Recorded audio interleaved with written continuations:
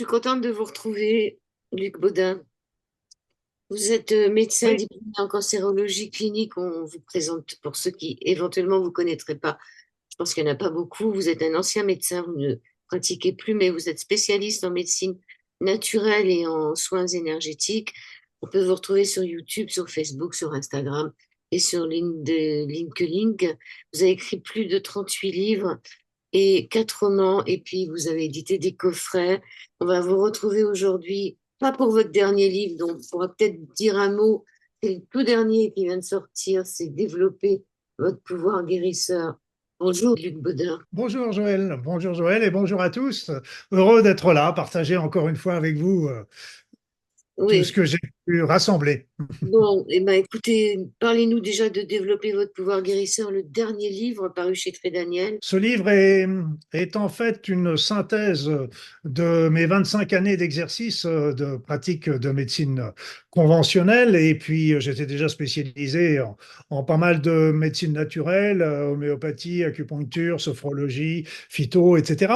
Et donc, dans ce livre, j'ai décrit un peu mon parcours. Et surtout, bon, ça, c'était pas le plus important. Le plus important me semblait de m'arrêter sur un certain nombre de techniques de thérapie qui sont mal connues, pardon, et qui pourtant peuvent apporter un grand soutien aux personnes malades, et en particulier pour les maladies qui sont compliquées, qui sont pas simples à traiter, à équilibrer, etc. Et donc tout ça, vous savez, je vous ai dit, j'étais un médecin dans la médecine conventionnelle et je ne renie absolument pas cette pratique, et c'est tout ce que je propose est toujours en parfaite complémentarité avec la médecine conventionnelle, parce que je considère que les médecines naturelles et conventionnelles ne font qu'un seul, et tout le monde travaille pour l'essentiel, c'est-à-dire le patient, la personne malade. Et puis, au-delà de ça, j'ai voulu montrer à travers ces techniques, à travers ces nombreuses études, parce que tout ce que j'ai écrit était étayé par des études scientifiques et médicales, j'ai voulu montrer que le patient avait un pouvoir important. C'est lui qui va guérir. C'est pas le médecin qui va le guérir, c'est lui qui va guérir. Le médecin, le thérapeute sont là pour l'aider. Et j'ai montré comment le patient pouvait participer à son traitement et à sa guérison, en complément de ce que je viens de vous dire. Et donc, j'ai expliqué beaucoup d'éléments qui pouvaient avoir un effet très positif sur le plan physique, sur le plan psychique, émotionnel, énergétique et voire même spirituel, qu'il ne faut pas oublier parce que, à mon sens, c'est un point essentiel. Alors, à la page 79, 82 de ce livre, le protéinogramme. Je connaissais pas du tout ça. Le protéinogramme faisait partie de mes deux techniques fétiches avec la microimmunothérapie, parce que ça a aidé véritablement les patients dans des situations compliquées, difficiles, au moins pour équilibrer leur maladie et soulager leurs symptômes, voire l'améliorer. Alors le protéinogramme, c'est une prise de sang qui va checker 50 protéines qui sont très particulières, qui ont été particulièrement ciblées, choisies, parce que avec ce protéinogramme, ça nous permet de faire un check complet de la personne. Vous savez, aujourd'hui, les protéines sont très à la mode, je dirais, sont très en vogue, parce que le dernier prix Nobel de chimie parle des protéines, et il explique comment les protéines sont importantes pour notre corps, parce que ce sont des enzymes, ce sont des neurotransmetteurs, ce sont des hormones, elles interviennent dans les processus chimiques de notre corps, donc elles sont extrêmement importantes. Et donc le protéinogramme permet de faire un petit check général de la personne, de connaître ainsi ses organes qui sont peut-être en insuffisance, d'autres qui sont peut-être en excès, et puis après, à partir de ça, on voit un peu où est-ce que se trouve le problème sur le plan protéique. Et, et à ce moment-là, avec ce bilan, on peut en ressortir un certain nombre d'indications de remèdes naturels qui sont à base particulièrement de plantes, d'oligo-éléments, d'homéopathie, etc. Et pour équilibrer, pour faire revenir Le but, c'est que les protéines, normalement, se situent dans deux écarts-types, un peu comme dans les statistiques. Il y a pas une valeur fixe, il y a toujours un petit encadré. Et donc, quand on voit un protéinogramme chez une personne malade, il y a souvent ce résultat qui est en V avec beaucoup qui sont en excès ou en défaut. Et le but avec le traitement, c'est de faire revenir l'ensemble de ce protéinogramme dans les écarts types normaux. Et ainsi, on s'aperçoit que ça permet d'améliorer le problème de la personne. Et ce qui était intéressant, c'est que ça a vraiment donné des résultats sur des maladies compliquées, ne serait-ce que sur, je pense aux maladies auto-immunes, aux problèmes de maladies générales, etc., qui sont souvent très invalidantes. Et aussi, ça permet de traiter les personnes avec des remèdes naturels. Comme je le dis tout à l'heure, c'est toujours des traitements complémentaires à ce que le patient utilise habituellement. Voilà, donc le protéinogramme, c'est vraiment quelque chose qui m'est cher comme remède, comme, Bon, comme thérapie, je veux dire. on va partir sur les animaux parce que lui, il veut absolument qu'on parle de lui et de tous les autres. Donc, je l'ai remis par terre. En 2015, le Parlement a adopté le projet de loi reconnaissant à l'animal le statut juridique d'être vivant et sensible. En 2012, des scientifiques avaient fait une déclaration de Cambridge en disant que les animaux possédaient une conscience. On avance un peu quand même hein, sur le domaine des animaux. Votre livre Manuel de soins énergétiques pour animaux, ça s'adresse à qui? Aux thérapeutes ou à tout le monde? À tout le monde. J'ai voulu que ces traitements, ces thérapies, ces conseils de soins soient réalisables par tous. Bien sûr, il faut un petit peu de pratique et j'explique dans le détail comment chacun peut déjà travailler sur ces animaux, animaux de compagnie, animaux d'élevage, animaux de course, que sais-je. Et ces soins s'intéressent autant aux animaux dont on a l'habitude. Nous avez montré votre joli chat, ça peut être les chiens, mais ça, les chevaux, mais on peut travailler aussi sur les vaches, les moutons, les poissons, les oiseaux, exactement, tous ont des particularités que j'explique un petit peu au moment des soins, mais tous peuvent bénéficier des soins. Et ça, c'est génial. Ok, alors vous dites que les animaux ont des talents subtils qu'on n'a pas nous, hein. Par exemple, quand il y a une catastrophe naturelle, ils se sauvent, nous on reste sur place. Ils ont plein de talents, les animaux. Eh oui, ils ont des perceptions que nous n'avons pas, ou du moins que nous n'avons pas développées, je pense plus exactement. Mais ces animaux, moi, je pense de leurs premiers talents, c'est la télépathie, parce que par exemple, il y a eu des études de réaliser sur les animaux qui attendaient leur maître à la maison, alors que le maître allait rentrer à une heure qui n'était pas habituelle. Après ça, on sait tous que quand on a le bourdon, quand on va pas, etc., notre animal de compagnie va venir sur nous, va venir comme nous consoler, etc. Et ils adorent aussi notre présence. Les chats, par exemple, on raconte que le chat, s'il le veut, parce que c'est lui qui décide, hein, s'il ne va pas le faire systématiquement, mais il pompe souvent le mal de leur maître. Et souvent, il y a beaucoup de témoignages comme ça. Je me rappelle d'une femme qui disait bah, j'étais curieux parce que mon chat venait sans arrêt se coucher sur moi et en particulier, il se frottait contre mon sein, etc. Ce qui n'était pas dans ses habitudes. Et quelques temps plus tard, a été diagnostiqué un cancer du sein. Mais je pense que l'animal a déjà pomper déjà une partie de ce mal pour soulager la personne. Mm. Oui, justement, dans votre livre, vous dites que lorsqu'on constate une maladie ou un problème chez un animal, il faut chercher dans notre propre vie ce qui ne va pas, dans la vie de l'humain. Oui, j'ai vu souvent, mais alors c'est pas systématique non plus, hein, mais souvent j'ai vu des animaux qui se sacrifiaient quelque part. C'est eux qui prenaient l'émotion, le choc émotionnel de leur maître, voire même leur maladie.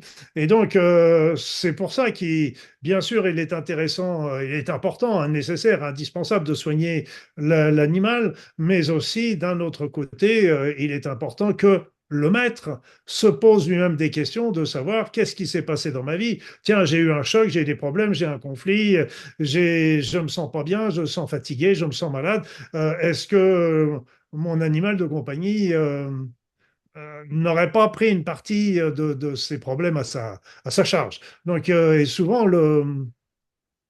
la guérison de l'un entraîne souvent la guérison de l'autre, favorise la guérison de l'autre. Vous dites qu'il ne faut jamais donner son énergie, c'est-à-dire passer sa propre énergie. Ah oui.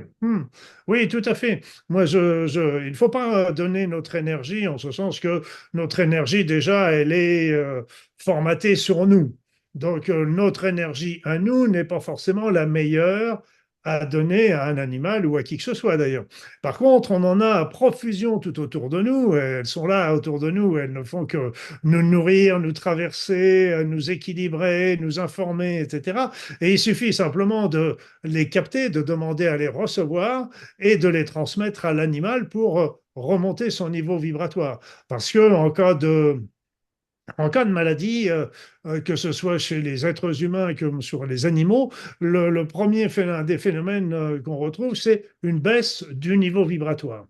Donc, il est important d'aider l'animal de remonter son niveau vibratoire en transmettant l'énergie, par exemple, et ça lui permet ainsi de sortir du champ de la maladie, du champ énergétique de la maladie. Là, je parle sur le traitement énergétique, on est bien d'accord. Et, euh, et donc, et à ce moment-là, de redonner la capacité à son corps de relancer ses processus d'auto-réparation, voire d'auto-guérison. Donc la recharge énergétique est très importante chez tous les animaux. D'ailleurs, on le voit bien, un animal qui est souffrant va se coucher, va se mettre dans un coin va souvent même jeûner ou se purger. Et puis, donc, ça y a que s'il souffre, à ce moment-là, là, qui peut être plus nerveux, hargneux ou choses comme ça. Mais ça, c'est la douleur qui lui occasionne ça. Par contre, la maladie demande toujours, ils ont l'instinct immédiatement de se reposer et de se mettre à l'écart. Hmm. Vous n'avez pas suivi de formation, vous dites que vous avez voulu, vous avez soigné vos propres animaux, puis vous avez voulu voir si ça marchait sur les autres. C'est comme ça que vous vous êtes formé finalement. Oui, ben, je dirais que même c'est. Moi, vous savez, comme vous le disiez, je suis un ancien médecin. Donc, et puis j'ai été toujours passionné par les soins énergétiques. Donc, j'ai pratiqué, j'ai développé et étudié le magnétisme, les guérisseurs, les rebouteux, la prière du feu. J'ai été voir beaucoup de guérisseurs dans des pays étrangers et j'ai monté tout un protocole pour les êtres humains. Et puis, que j'ai traduit dans mes livres, dans mes formations, etc. Et puis, beaucoup de personnes qui assistaient à mes stages, à mes formations, ou qui lisaient mes livres, me disaient, mais est-ce qu'on ne pourrait pas le faire aussi pour les animaux? Il est vrai que j'étais déjà bien occupé à soigner les êtres humains, que je ne m'étais pas trop penché sur les animaux. Mais ce qui était rigolo, c'est que c'est ma chienne qui m'a ouvert les yeux, parce qu'en fait, le matin, là, j'étais encore tout bib à ce moment-là. Le matin, avant, quand je prenais mon petit déjeuner, elle venait me voir. Elle attendait généralement que j'ai ma tasse de café en l'air pour me donner un petit coup de museau sur mon coude pour me signaler qu'elle était là. Et quand elle voyait que j'étais là, que je l'avais repérée, c'était pas difficile de la repérer. Elle faisait 50 kilos, hein, donc ça pas trop difficile. Mais quand elle voyait que je l'avais pris en compte, elle se retournait pour me montrer son arrière-train et que je pose ma main sur ses lombaires. Donc pour lui transmettre de l'énergie. Et ça a permis, au bout d'un moment, c'est elle qui choisissait, elle avait son compte et elle partait se coucher. Et là, vous allez me dire, oui, mais là, vous avez donné votre énergie. Oui, c'est vrai, mais c'est pas tout à fait juste. Parce qu'en fait, je me suis aperçu, grâce à elle aussi, que j'avais des talents de magnétiseur. Les magnétiseurs, en fait, ne donnent pas leur énergie. Les magnétiseurs vont accumuler, parce que par des petits cristaux de magnétite qu'il y a dans les doigts, qui sont plus nombreux chez eux que chez les autres personnes, vont accumuler l'énergie entre les soins. Et à ce moment-là, au moment du soin, ils vont transmettre l'énergie, qu'ils appellent souvent fluide d'ailleurs, et ils vont transmettre l'énergie qu'ils ont reçue de l'environnement accumulés dans l'air main et qui transmettent comme ça à la personne ou à l'animal. Voilà, donc c'est l'animal qui m'a, c'est les animaux qui sont venus à moi et j'ai même vu une fois, j'avais un chat qui passait de temps en temps à la maison, mais c'était pas mon chat, c'était un chat du voisinage, mais il venait, il était malheureux, donc il savait qu'il avait la porte ouverte à la maison. Puis un jour, je ne l'avais pas trouvé très en forme. Alors, je lui avais fait un soin, comme je l'indique dans le livre, mais un soin à distance. Et donc, ce qui était amusant, c'est que le lendemain, le chat est revenu à la maison, mais là, il ne m'a pas quitté de la journée, ce qui n'était pas du tout dans ses habitudes. C'était, il avait senti visiblement ce que je lui avais fait et le bénéfice qu'il a pu en tirer. Et quelque part, il était là pour me remercier, d'après ce que j'ai compris. Voilà, donc c'est les animaux qui m'ont poussé à aller étudier, mais il y a aussi un élément qui m'a extrêmement troublé, c'est parce que j'ai eu des expériences aussi avec les dauphins, avec des poissons, etc. Mais un élément qui m'a troublé, c'était quand je vous disais, je faisais des soins énergétiques pour les humains avec les chakras chez les êtres humains. Les chakras chez les êtres humains, or, il y avait à l'époque, il y en a d'autres maintenant, mais chaque chakra correspond à un niveau de conscience. Donc, l'humain avait sept chakras, sept niveaux de conscience qui allaient jusqu'au chakra coronal, qui était la couronne vers les énergies spirituelles et divines. Et là, je suis tombé sur des revues, des livres, des articles qui montraient les animaux, je dirais déjà les animaux que je qualifie souvent de supérieurs. Je ne parle pas des limaces, des fourmis, etc., qui ont des chakras aussi, hein, ça c'est clair. Mais les animaux supérieurs, comme le chat par exemple, eh bien, avaient les mêmes nombres de chakras que nous. Ça veut dire qu'ils avaient un niveau de conscience égal au nôtre, simplement situé sur un autre niveau, sur un autre plan, différent du nôtre. Et là, j'ai été assez éberlué, c'est là que j'ai commencé à un peu plus aller regarder la constitution de nos chers animaux. Et puis voilà, donc c'était le début des soins. Et comme il y avait beaucoup de personnes qui me demandaient des conseils pour les soins, etc. C'est là que j'ai eu l'idée, comme je vous le disais, d'écrire ce livre pour que tout le monde puisse réaliser les soins. Donc, c'est pas un livre pour les thérapeutes. Les thérapeutes s'en servent, c'est évident, mais tout le monde, avec un peu de pratique, peut très bien agir sur ces animaux de compagnie. Je tiens à préciser aussi que pour moi, les animaux n'appartiennent à personne. Donc, souvent, je parle d'animal de compagnie, de maître, etc. Mais pour moi, c'est pour raccourcir le discours, simplifier le discours. Mais pour moi, les animaux sont des êtres à part entière, et s'ils restent avec nous, c'est parce qu'ils le veulent bien. Oui, je vais rappeler la phrase de Beaumarchais sur le collier de son chien, il y avait, de son chat ou de son chien, je ne sais plus, il y avait marqué Monsieur de Beaumarchais m'appartient. C'est joli, hein? Et voilà, c'est à peu près ça. Ouais. Et alors, donc, vous parliez des chakras, moi, il est revenu celui-là. Alors, sur les chakras, vous dites qu'avant, maintenant, on peut travailler sur les chakras des animaux, mais que c'était impossible il y a 10 ou 20 ans. Pourquoi ils ont grimpé en conscience dans les 10 ou 20 dernières années? Tout le monde a monté en conscience, ça c'est clair. Les Oui. animaux, les humains, les humains l'ont peut-être moins fait que les animaux d'ailleurs, bien que ça leur ait proposé, mais les animaux n'ont pas les blocages psychologiques que nous pouvons avoir en tant qu'être humain. Et le fait est qu'avec les nouvelles énergies, avec l'élévation du niveau vibratoire de la Terre, avec tout ça, les animaux ont suivi, les végétaux, la Terre, c'est pour ça que c'est le taux vibratoire de la Terre a monté. Et les humains traînent un petit peu, mais on a tous des nouveaux chakras qui se sont développés. Donc, les sept étaient toujours là, présents, bien visibles pour tout le monde, mais depuis quelques décennies maintenant, 2, 3 décennies, il y a des nouveaux chakras qui se sont développés et qui apportent encore des nouveaux états de conscience. Mais c'est comme tout, c'est pas parce qu'on a tout ça en jachère, mais encore faut-il que de vouloir les développer. C'est pareil, c'est comme toujours. Alors, ils sont où? Il y en a combien et ils sont où? Alors, je vais surtout parler des humains parce que pour les animaux, comme je vous disais, les animaux dits supérieurs, il y a ont les mêmes nombres de chakras que nous. Les animaux un peu plus simples, comme je disais, les limaces, les tortues ou les escargots, quoique les tortues, j'ai pas vérifié, mais je pense qu'on aurait des surprises. Donc, ont des chakras, mais en ont plus 3, 4, ça dépend un petit peu de leur niveau de conscience. Mais pour autrement, au total, on a actuellement 13 chakras principaux au lieu des 7 précédents. On a celui qui est juste au-dessus du coronal, qui est au-dessus de la tête. Pour les animaux, c'est pareil.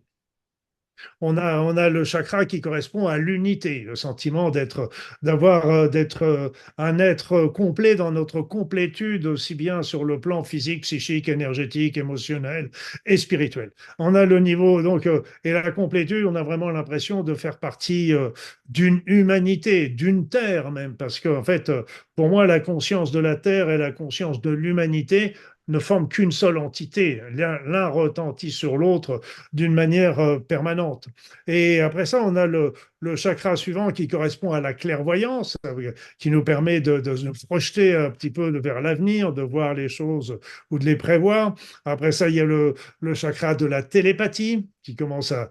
Et là, comme je disais, les animaux ont ces capacités, ces talents extrêmement développés. C'est pour ça que j'insiste toujours dans un soin qu'on va faire à un animal, c'est d'y arriver toujours avec un esprit de joie, de bonheur, d'amour, envie d'aider l'animal sur son parcours, parce que si on n'est pas dans cette énergie-là, l'animal va tout de suite le ressentir et va partir un peu plus loin.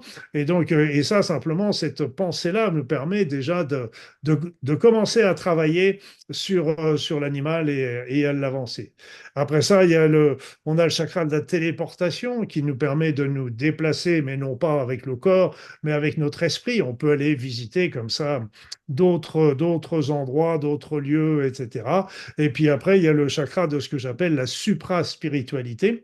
Le chakra de la supraspiritualité, c'est en fait, au genre d'avant, on avait le septième chakra, le chakra coronal, qui était de la spiritualité, mais c'est ce que j'appelle les chakras liés à la spiritualité à l'échelon humaine. C'est-à-dire que on avait une spiritualité, mais on avait besoin des religions. On en a toujours besoin pour ceux qui veulent. Hein. C'est pas chacun choisit sa voie. C'est pas une critique. Et toutes les religions sont bonnes. Elles ont toutes des merveilleux messages, etc., qui sont de temps en temps mal compris, mal interprétés. Mais ça, autrement, le message de fond est toujours très beau. Donc, mais il y avait besoin de l'humanité n'était pas assez consciente. Elle avait besoin de la religion pour se relier. Religion, c'est religare, relier au divin. Et puis, avec ce supra-spiritualité, ce nouveau chakra, ça nous permet de nous relier directement au chakra, de développer notre spiritualité par notre intérieur, par notre développement interne. Après ça, le 13e chakra, c'est un 13e chakra qui est situé sous les pieds et qui nous permet l'ancrage. Alors, je dirais qu'aujourd'hui, sincèrement, je me pose des questions quant à ce 13e chakra qui, euh, qui a tendance à nous ancrer, mais je dirais qu'il a tendance à trop nous ancrer. Et là, j'insiste, et c'est pour ça que les animaux ne le sont pas tant. J'entends tout le monde dire il faut s'ancrer, il faut s'ancrer, il faut s'ancrer, mais on n'a pas besoin de se... Vous ouvrez la télévision, vous écoutez l'actualité, vous entendez les horreurs qui se passent, vous allez tout de suite être ancré. Hein, là, vous allez revenir vite fait dans la matérialité, etc. Donc, non, ce qu'il faut, ce 13e chakra me pose problème parce qu'à mon sens, il est trop développé quelque part, il nous empêche aussi de nous élever. Un petit peu d'ancrage est nécessaire, il est indispensable. L'être humain, les animaux, c'est pareil, ils ont besoin d'avoir les pieds, les pattes sur la terre, mais aussi quelque part la tête dans les étoiles. Oui, c'est sûr. Alors, vous dites il faut pas se concentrer sur sa main quand on. Alors, sur quoi on se concentre? Tous les soins énergétiques sont basés sur la demande. Et c'est ce qui est extraordinaire. Dans la vie courante, par exemple, vous demandez, je ne sais pas, de rencontrer l'homme ou la femme de votre vie, de trouver un nouvel emploi, qui sera plus intéressant pour vous, une nouvelle maison, que sais-je. Ça, cette demande sera répondue si vous y mettez vraiment votre cœur, le temps et l'application pour le faire. Ça, et si vous n'avez pas de blocage qui empêche la réalisation, parce que il y a des fois, je me rappelle comme ça, un ami qui sortait de chez un buraliste et puis il me dit, tiens, je viens de jouer au loto. Et puis je dis, bah oui, je sais pas, il y avait 13 millions d'euros à gagner. Il me dit, ah oui, oui, mais si je gagnais, ça me ferait du souci. Donc, vous voyez, c'est qu'on a des blocages comme ça. On veut gagner, mais on veut pas. Donc, là, c'est pareil. Là, par contre, dans l'énergie, quand on est dans l'énergie, c'est tout à fait différent. Parce que quand on demande dans la matière, la demande va s'inscrire dans l'énergie. S'inscrivant dans l'énergie, ça va s'inscrire dans la matière. Donc, ça prend, il y a deux étapes. Tandis que quand on demande dans l'énergie, ça se fait tout de suite. On demande, on a. Immédiatement, ça se fait. La pensée est toute créatrice. Donc, c'est pour ça que tout les techniques de soins énergétiques sont basées sur la demande. Donc, il faut demander. Je demande à ressentir, par exemple, l'aura de mon chat. Donc, je demande à ressentir l'aura de mon chat, mais c'est pas tout de demander, c'est qu'il faut rester concentré sur cette demande. Parce que si on commence à se concentrer en particulier sur sa main, on n'est plus concentré sur sa demande et on ne ressentira plus. Donc il faut à la fois, c'est ça la petite difficulté qui n'en est pas une parce qu'au fur et à mesure ça devient très simple, mais c'est qu'il faut rester concentré sur sa demande et porter attention à sa main tout en restant concentré sur sa demande. Parce que si on passe, on concentre sur sa main, on n'est plus, on concentre plus sur l'aura et on l'apercevra plus. Faut mieux se concentrer sur ce qu'on sent sous la main plutôt que la main par elle-même, c'est-à-dire sur ce qui se passe en dessous de la main. Parce que finalement, c'est la main qui fait le Ah, radar. le principe est simple aussi, hein, c'est que on va, par exemple, pour une aura, on commence d'assez loin, on demande à ressentir l'aura et on reste concentré, je demande à ressentir l'aura, etc. Si on part d'assez loin, la main ne va rien ressentir au départ. Et puis, à un moment donné, il va y avoir quelque chose qui va être ressenti dans la main. Ça peut être de la chaleur, des picotements, une pression, ça peut être plein de choses. Mais tout ce qui va être différent, et c'est différent pour chaque personne, pour chaque énergie, tout ce qui va être différent, donc on sent rien, puis à un moment on sent quelque chose de particulier, et c'est là la réponse, on est sur l'aura à ce moment-là, parce que c'est la réponse, c'était la réponse à notre question. Si j'avais demandé à ressentir, je ne sais pas, un blocage énergétique, j'aurais pas ressenti l'aura, je ne ressentirais que les blocages énergétiques. Oui, d'où l'intérêt d'avoir l'état d'esprit du thérapeute qui soit assez neutre. Alors, comment expliquez-vous que le soin à distance, on puisse sentir tout ça, parce qu'il n'y a pas d'animal en face? Oui, ben ça c'est quelque chose d'extraordinaire et parce qu'en fait dans l'énergie, le temps et l'espace ne comptent pas. Donc c'est assez impressionnant, mais c'est comme ça. Et donc c'est pour ça que on visualise à ce moment-là l'animal sur sa table, on le visualise qu'il est là. Bon, après ça, il y a des petits trucs à connaître que j'explique. Et puis après, on fait le soin comme si il était sur cette table. Et là, on peut ressentir quand même l'aura de l'animal, on va pouvoir ressentir ses blocages, ses souffrances, c'est vider les énergies perturbatrices, etc. Tout comme. Et le soin, eh bien, va être réalisé sur l'animal. Et ça, c'est intéressant dans deux situations. La première, c'est comme bien sûr, si l'animal est éloigné. Et moi, par exemple, sur les humains, alors que j'étais en France, je faisais des soins qui étaient sur des personnes qui étaient en Nouvelle-Calédonie et inversement, pour vous dire, je pense qu'on peut pas aller plus loin. Hein. Donc, la prochaine fois, c'est la Lune. Mais la deuxième chose, et ce qui peut être très intéressant, c'est vous voyez, c'est un peu comme le chat qui j'ai prodigué un soin. Il n'était pas là, il vadrouillait, etc. Ou il restait pas. Donc, je pouvais pas le prendre. Et puis, c'est les chats, les animaux aussi qui sont agités, qui se laissent pas approcher parce que justement, ils sont dans la souffrance, dans la peur, que sais-je. Et donc, on peut faire ce soin à ce moment-là à distance, mais ça peut être quelques mètres ou ça peut être des dizaines de milliers de kilomètres. Enfin, pas des dizaines, ça va jusqu'à 20 000 kilomètres sur la Terre hein, pour l'opposé. Oui, et puis comme tout est en tout, finalement, l'animal, il est en nous aussi, et nous, on est partout. Alors, dans votre Oui, livre, on peut parce soigner. qu'on Oui, on est toujours dans la notion de séparation.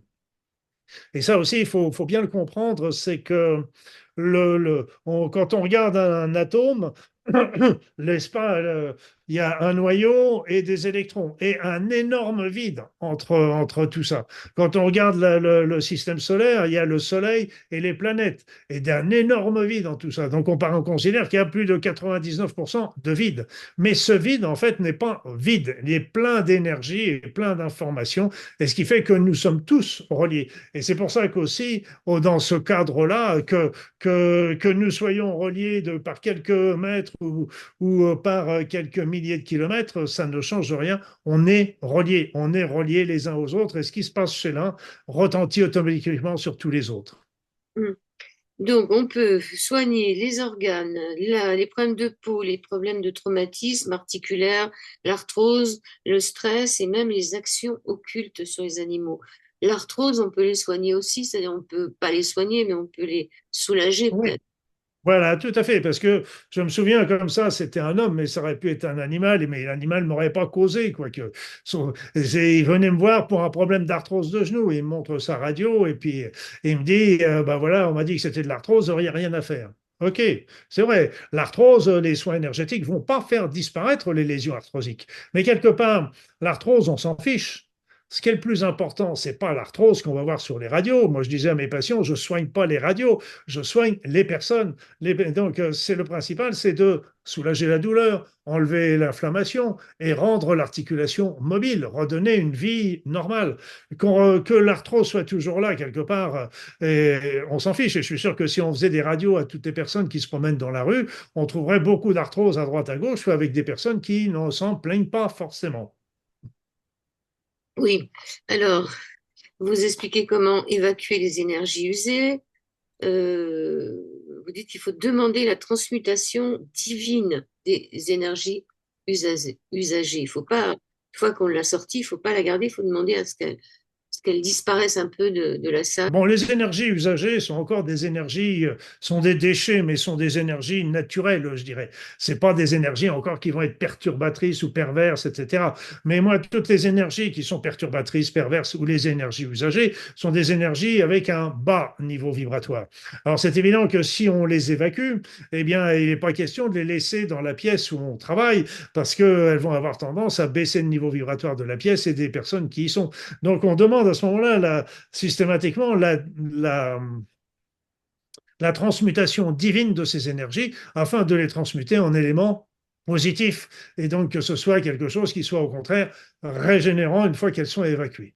Mais je reviens une toute petite seconde sur ce que vous disiez précédemment parce qu'on s'est focalisé, mais c'est vrai que sur les soins énergétiques, en fait, permettent d'agir aussi bien sur le plan physique des animaux. On s'est focalisé sur l'arthrose, mais ça aurait pu être n'importe quel traumatisme, problème digestif, urinaire, de peau, etc.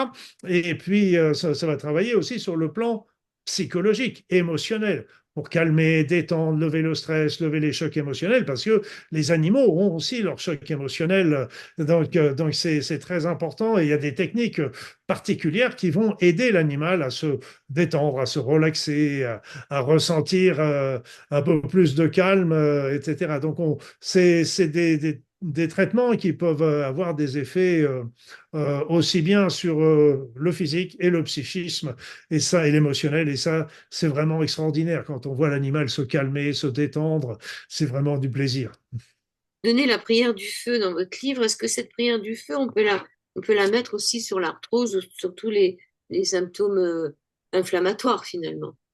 Ou est-ce que c'est uniquement sur le feu, le vrai Non, feu? là, justement, c'est ce qui est intéressant dans la prière du feu, c'est là aussi, c'est une prière que tout le monde peut réaliser.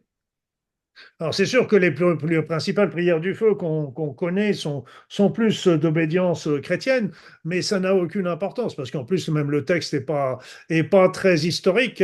Mais ce qu'il faut savoir, c'est que c'est pas la prière, que la prière n'est qu'un support, et c'est pour ça que j'ai de bons amis de différentes religions qui utilisent la prière du feu que j'indique, et avec beaucoup de succès, ça n'empêche rien. La prière du feu agit sur la brûlure, bien sûr, mais sur tout ce qui est inflammatoire, tout ce qui est fièvre, tout ce qui est rougeur, etc. Donc, ça peut être une arthrite ou une arthrose inflammatoire. L'inflammation n'est pas quelque chose de mauvais, mais il ne faut pas qu'elle déborde parce que si ça devient douloureux, gênant. Par contre, l'inflammation permet la réparation.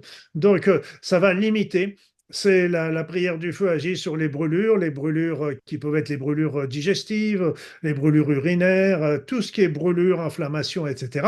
Ça ne remplace pas les traitements, mais ça apporte un soulagement, ce qui est déjà très intéressant en complément des traitements usuels. Vous demandez à faire une bénédiction aussi à la fin.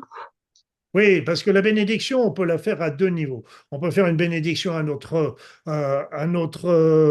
nom personnel, ce qui est déjà très bien, parce que bénédiction, c'est bénédicere, dire du bien, souhaiter du bien. Et donc, on envoie déjà une intention qui est forte par rapport à nous. Après ça, on peut faire une bénédiction au nom du divin, selon la religion. Et là, ça veut dire qu'on va faire intervenir des forces qui nous sont largement supérieures et qui nous transcendent et qui viendront en aide également à l'animal. Donc ça, c'est un petit plus que je conseille à la fin du soin pour toujours amener de la positivité, de l'amour et de bonnes pensées à l'animal pour guérir. C'est très important pour lui. Oui, ou de remercier, c'est un peu la même chose, quoi, de dire merci du soin qu'on a fait. Donc, le livre s'appelle Manuel de soins énergétiques pour les animaux. Il est paru l'année dernière en 2023 chez Guy Daniel de Luc Baudin. Qu'est-ce que vous pourriez dire pour terminer cet entretien, Luc Baudin? Ce que je veux dire, c'est que les animaux sont des êtres d'une conscience élevée. Je parle des animaux qui nous sont proches et qui sont sur un autre plan de conscience que nous. Et ça, on ne se rend pas assez compte de tous les services qu'ils peuvent nous rendre et comment ils nous soutiennent, comment ils nous apportent une aide, comment ils peuvent vraiment nous aider sur notre chemin d'évolution. Et souvent, ils se sacrifient même pour nous. Et tout ça, on s'en rend pas compte et on leur doit bien de les aider et de les aimer et de leur donner le meilleur. Et avec ces soins, ça peut véritablement amener le meilleur. Et j'incite vraiment tous les propriétaires à, à connaître ces soins pour aider leurs animaux de compagnie, d'élevage, de course, etc. Même les animaux sauvages, évidemment. Oui, les animaux sauvages, ça doit être un peu plus compliqué, mais bon, on n'en a À pas trop distance, à distance. à distance parce qu'on n'en a pas trop dans les Ah, régions. mais un oiseau qui vient se cogner sur une fenêtre, par exemple. Je vous remercie beaucoup, Luc Baudin. Merci beaucoup. Merci, merci Joël, merci à tous. Et puis prenez soin de vos animaux, ils sont merveilleux. Merci beaucoup.